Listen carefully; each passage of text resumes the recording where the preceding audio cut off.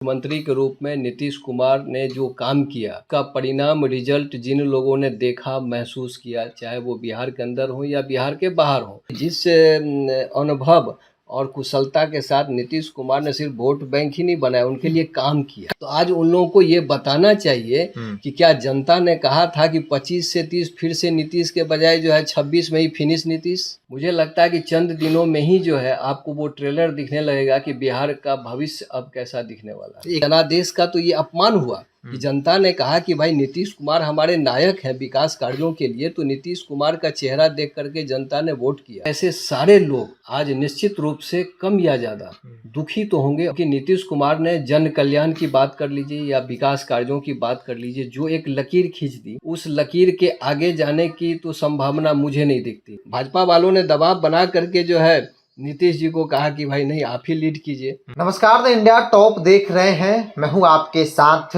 बिरजू सिंह। तो आखिरकार नीतीश कुमार ने आज विधान परिषद से इस्तीफा दे ही दिया। कई तरह की चर्चाएं हो रही थी कि नीतीश जी मान जाएंगे, नीतीश जी कोई खेल करेंगे, और इन तमाम चर्चाओं के बीच आज जो है वो फैसला हो गया। मतलब फाइनली नीतीश जी अब दिल्ली जा रहे हैं। बिहार की राजनीति के लिए आज का दिन बेहद ही भावुक दिन है। हर एक बिहारी जो चाहता है कि नीतीश कुमार बिहार नहीं छोड़े। नीतीश के बाद कौन होगा, नीतीश की लेगेसी, नीतीश के जो विचारधारा है उसको उतना मजबूती से कोई ले चलने में सक्षम नहीं है, ऐसी चर्चा हो रही है। मेरे साथ बिहार की राजनीति के वरिष्ठ पत्रकार जयकृष्ण जी हैं। आपने उस दौर को भी देखा है जब लालू नीतीश, उससे पहले जो कांग्रेस के मुख्यमंत्री हुए, और नीतीश कुमार अभी वर्तमान में है, कुछ दिनों तक और रहेंगे। नीतीश जी फाइनली जा रहे हैं, एक बड़ा नुकसान देख रहे हैं आप बिहार के लिए? निश्चित रूप से देखिए, नीतीश कुमार को आधुनिक बिहार का निर्माता कहा जा रहा है और उनके विरोधी भी, राजनीतिक विरोधी से मैं तात्पर्य मेरा है, तो राजनीतिक विरोधी भी ये मान कर चल रहे हैं कि नीतीश कुमार ने बिहार के लिए काफ़ी कुछ किया। इसलिए आज जो एक पहला चरण पूरा हुआ कि उन्होंने विधान परिषद की सदस्यता से इस्तीफा दे दिया, तो ये अब माना ही जा रहा है कि वो अब राज्यसभा के सदस्य के रूप में शपथ लेंगे और संभव ही क्या लगभग तय मानिए कि मुख्यमंत्री की कुर्सी को छोड़ देंगे। तो 20 साल से अधिक समय तक एक सृजनहार के रूप में और एक मुख्यमंत्री के रूप में नीतीश कुमार ने जो काम किया, उसका परिणाम रिजल्ट जिन लोगों ने देखा महसूस किया, चाहे वो बिहार के अंदर हो या बिहार के बाहर हो, तो उनके दिलो दिमाग में नीतीश कुमार को लेकर के एक अलग तरह की छवि बनी। तो मुझे लगता है वैसे सारे लोग आज निश्चित रूप से कम या ज़्यादा दुखी तो होंगे और सबके मन में एक सवाल जरूर होगा कि नीतीश कुमार की भूमिका को आगे कौन निभाएगा, निभा पाएगा भी या नहीं। ये एक बहुत बड़ा सवाल है, क्योंकि नीतीश कुमार ने जन कल्याण की बात कर लीजिए या विकास कार्यों की बात कर लीजिए, जो एक लकीर खींच दी, उस लकीर के आगे जाने की तो संभावना मुझे नहीं दिखती। आप उस लकीर के आसपास ही घूमेंगे और जितने कार्य नीतीश कुमार ने किए हैं उसको मेंटेन करना ही अपने आप में एक चुनौती होगी, जो उनके उत्तराधिकारी मुख्यमंत्री की कुर्सी पर बैठेंगे। तो ये कुल मिला जुला करके परिदृश्य है। रही बात जन भावना की, तो जन भावना निश्चित रूप से शहरी क्षेत्र की बात कर लें या ग्रामीण क्षेत्रों की बात कर लें, तो जितने लोगों से मेरी बातचीत हुई है, कम लोगों से ही बातचीत हुई, तो लोगों का मानना है कि शायद ही कोई खुश हो। लोग ये मान रहे हैं, लोगों के मन में एक सवाल है कि अब बिहार का विकास क्या उस रूप में हो पाएगा जिस रूप में बतौर मुख्यमंत्री नीतीश कुमार जी ने किया। एक एक चीज़ को जो जनता की ज़रूरत थी, बुनियादी ज़रूरत की बात कह लीजिए या डेवलपमेंट के नाम पर कह लीजिए, और समाज के हर क्षेत्र के लोगों के लिए उन्होंने कुछ न कुछ काम किया। इसलिए हर क्षेत्र में नीतीश कुमार का काम दिखता है। और बिहार में 38 ज़िले हैं, तो आपको हर ज़िले में नीतीश कुमार का काम ही नीतीश कुमार की भूमिका की याद दिलाता रहेगा। ये बिहारवासी भी मानते हैं। और जो नई सरकार बनेगी, जो नए मुख्यमंत्री बनेंगे, मुझे लगता है कि चंद दिनों में ही जो है आपको वो ट्रेलर दिखने लगेगा कि बिहार का भविष्य अब कैसा दिखने वाला है। एक सवाल, चूंकि आमतौर पे जब नीतीश कुमार मंच पे होते हैं या फिर एनडीए चुनाव में होता है, तो लालू प्रसाद यादव के शासनकाल से तुलना होती रही, आज भी होती है। लेकिन अब नीतीश के बाद जो भी बनेंगे उनकी तुलना नीतीश कुमार के शासन से होगी, चाहे वो भाजपा के हो जिस दल के हो।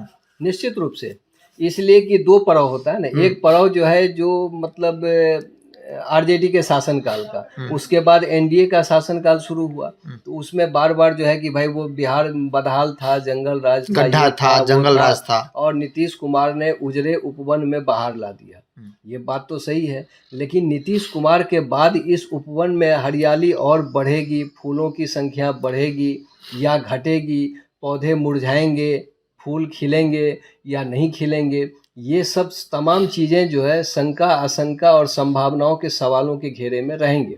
लेकिन एक चीज़ और गौर करने की है, वो ये है कि आज जो एक पड़ाव हुआ सामने में कि नीतीश कुमार जी ने इस्तीफा दे दिया परिषद की सदस्यता से, इसमें एक सवाल ये उठता है कि जनादेश, इस निर्णय से जनादेश का सम्मान हुआ या अपमान हुआ? ये तो सम्मान नहीं दिख रहा है। अब सबसे बड़ी बात है कि जब चुनाव होता है और आप ताल ठोक के कहते हैं कि साहब, आप जब विपक्ष पर, मैं एनडीए की बात कर रहा हूँ, एनडीए को लीड करने वाले भाजपा की बात कर रहा हूँ, वो कहते हैं कि भाई जनता ने जो है डबल इंजन सरकार के लिए जनादेश दिया है, नीतीश जी के नेतृत्व में सरकार बने और बिहार का और विकास, 25 से 30 फिर से नीतीश, बिहार विकसित राज्य बने, तो भाई इसके लिए हमको जनादेश मिला है। तो आज उन लोगों को ये बताना चाहिए कि क्या जनता ने कहा था कि 25 से 30 फिर से नीतीश के बजाय जो है 26 में ही फिनिश नीतीश? जनता ने कहा था क्या कि 1 साल से पहले आप नीतीश जी जनता ने तो मैंडेट दिया था 202। तो आप एक तरीके से जनादेश का तो ये अपमान हुआ कि जनता ने कहा कि भाई नीतीश कुमार हमारे नायक हैं विकास कार्यों के लिए, तो नीतीश कुमार का चेहरा देख करके जनता ने वोट किया। और आज आप उस नीतीश कुमार को, आप ठीक है, आप कह सकते हैं कि नीतीश कुमार जी स्वेच्छा से कर रहे हैं, तो नीतीश कुमार जी का अगर ये स्वेच्छापूर्ण निर्णय है, तो जब उनको विधानसभा चुनाव के समय में सीएम कैंडिडेट का फेस बनाया गया, क्या नीतीश कुमार जैसे सीनियर नेता को ये नहीं पता था कि एक सदन छूटा हुआ राज्यसभा, फिर उन्होंने इनकार क्यों नहीं किया? और 6 महीने में ही जो है राज्यसभा वाला वेग कैसे आ गया?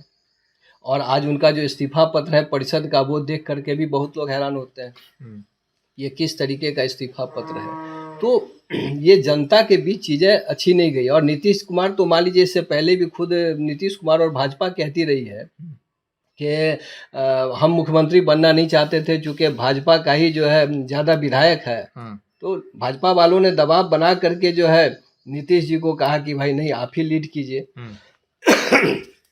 तो आज नीतीश कुमार को भाजपा वाले मनाए क्यों नहीं कि आप इस्तीफा मत दीजिए, आप दिल्ली मत जाइए, आप बिहार का ही विकास करिए, मुख्यमंत्री के रूप में काम करिए?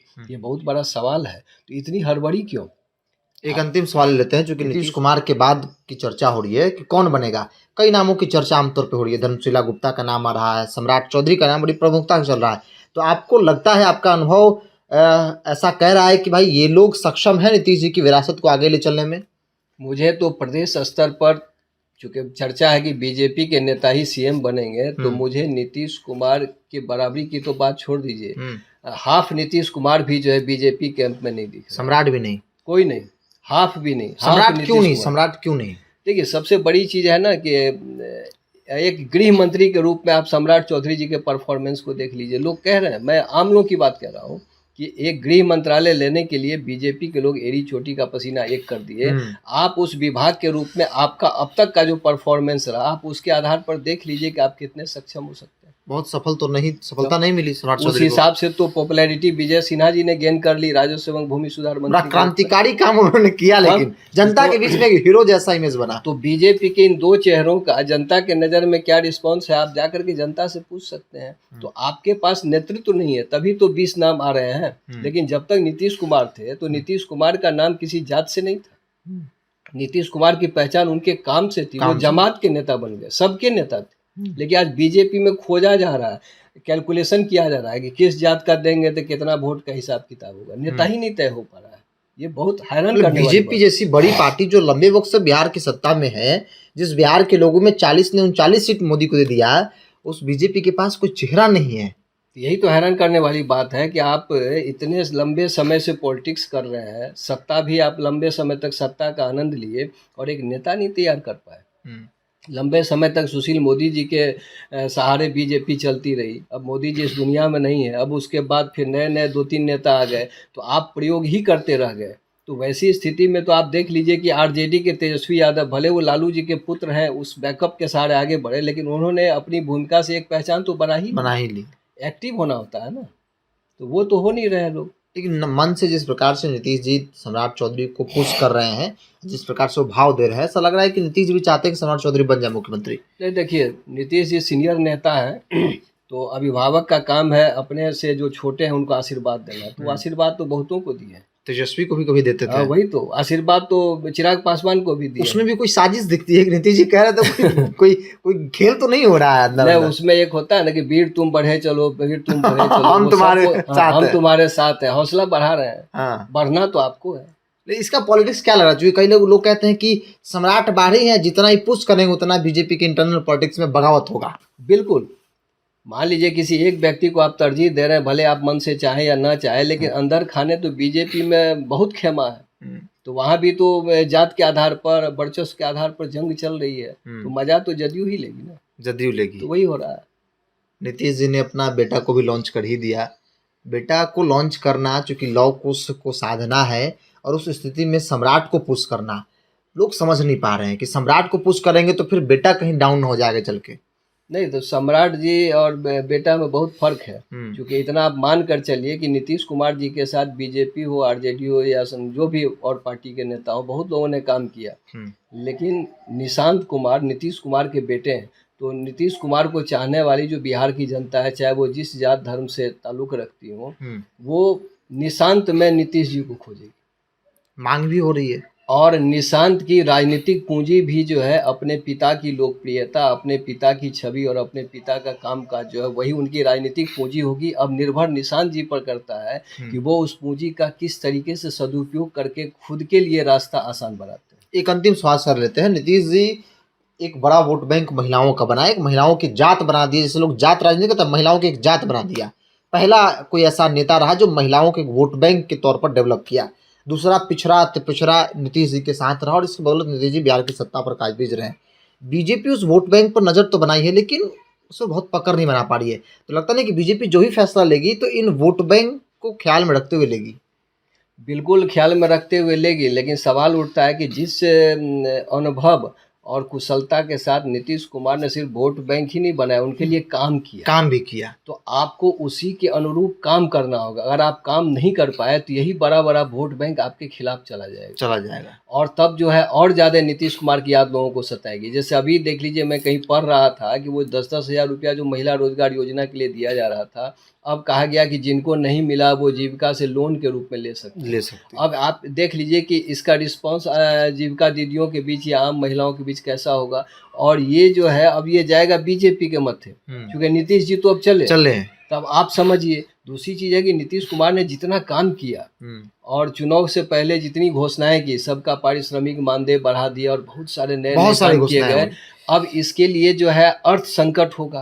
अभी जो तो हो रहा है कि कई बड़े बड़े पेमेंट पर रोक लगा दी गई। लोग कहते हैं मार्च क्लोजिंग का, तो चलिए मार्च के बाद ठेकेदार टेंडर नहीं डाल रहा विभाग में, पैसे नहीं, लोगों का पेमेंट नहीं हो रहा है। तो अब आप बताइए, जब अर्थ संकट होगा तो उससे जो चुनौतियां उत्पन्न होंगी, तो जो व्यक्ति कुर्सी पर बैठा रहेगा उसके पक्ष में जनमत बनेगा या विरोध में जनमत बनेगा, ये सोचने की चीज है। तो आक्रोश दिखेगा। बिल्कुल। तो लोग तो यही मानेंगे कि नहीं, नीतीश जी सक्षम थे और उनके उत्तराधिकारी सक्षम नहीं है, उनके उत्तराधिकारी सक्षम नहीं होंगे। तो ये नुकसान जो पार्टी रहेगी उसको झेलना होगा। फायदा तो जेडीयू को होना ही है, जेडीयू को हराने में फायदा होगा। तो ये मोटे तौर पर दिख रहा है कि राजनीतिक नफा नुकसान के लिहाज से देख लीजिए तो बीजेपी का मुख्यमंत्री अगर बनता है तो आगे कैसा कामकाज होगा मुझे नहीं पता, अभी मैं आकलन नहीं कर सकता हूँ।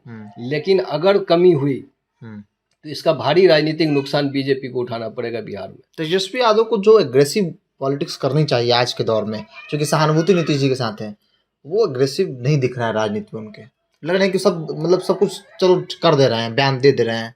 देखिए, वो युवा है और जिस ऊर्जान्वित तरीके से उनको काम करना चाहिए, चुनाव में हार जीत तो लगी रहती है, तो वो कर नहीं रहे हैं। इससे जनता में उनकी छवि कमजोर हो जाएगी, पहली बात। दूसरी बात क्या है कि वो समय भी नहीं दे रहे हैं।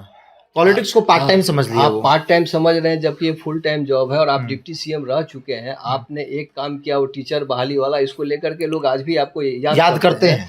और विपक्ष के नेता के रूप में तो आप ज़्यादा महत्वपूर्ण भूमिका निभा सकते हैं, जनता के दिलों पर राज कर सकते हैं। आज आप देख लीजिए कि सुशील मोदी जी को आज भी लोग याद कर रहे हैं, उनकी उतनी मजबूत पहचान उप मुख्यमंत्री के रूप में नहीं बन पाई जितनी मजबूत पहचान विपक्ष के नेता के रूप में बनी, क्योंकि जनता से जुड़े हुए जो छोटे छोटे मुद्दे थे, उनकी कठिनाइयों, हर चीज़ को वो सदन से लेकर सड़क तक उठाते थे और इसलिए उनकी एक अच्छी छवि बनी थी। तो विपक्ष के नेता के रूप में तेजस्वी यादव जी को उस भूमिका को निभाना होगा और सिर्फ कभी कभी ओकेजनली बयान दे करके और फिर बीच में चले जाना, फिर आना, फिर चले जाना, तो क्रम जब टूटता है तो चीज़ें कमज़ोर होती हैं। 2005 से लेकर 2026 नीतीश जी अब विदाई होने की स्थिति में है, नीतीश जी की विदाई हो रही है और जिस भावुकता के साथ लोग उनको याद कर रहे हैं कि नीतीश जी कुछ दिन और रुक जाते, नीतीश जी को रहना चाहिए, नीतीश जी की ज़रूरत बिहार को है। लगता है कि ऐसा कोई मुख्यमंत्री जो इतने लंबे या फिर 2-3 टर्म भी मुख्यमंत्री रहा हो और अंतिम विदाई इस तरीके से लोग उनका कर रहा हो, लोग भावुक हो जा रहे हों, क्योंकि आमतौर पर होता है कि 1-2 बार कोई विधायक बन जाता है तो लोग गाली देने लगते हैं, लेकिन यहाँ आज भी लोग कह रहे हैं कि नहीं, नीतीश जी की ज़रूरत है। ऐसा कोई मुख्यमंत्री रहा आपने देखा, चाहे वो कांग्रेस के शासनकाल हो, आरजेडी हो या वर्तमान से पहले की बात कर ली जाए? नहीं, बिल्कुल नहीं, बिल्कुल नहीं। माने जहाँ तक मुझे स्मरण है, बहुत पहले क्या रहा होगा मुझे जानकारी नहीं है, लेकिन जो मैं देख रहा हूँ तो भाई इस तरीके का जो है एक छवि किसी मुख्यमंत्री ने नहीं बनाई। लोग ऊब जाते थे, बल्कि कांग्रेस के समय में तो विक्षुब्ध गतिविधि चलती थी तो लोग पूरा मैंने 2 साल भी नहीं रह पाते, टर्न नहीं पूरा के पास। हाँ, अब वापस 5-5 दिन के लिए लोग मुख्यमंत्री बने गए तो आम जनता में कोई ये नहीं होता था। तो नीतीश जी ने तो एक रिकॉर्ड कायम कर दिया और रिकॉर्ड शायद ही टूटे।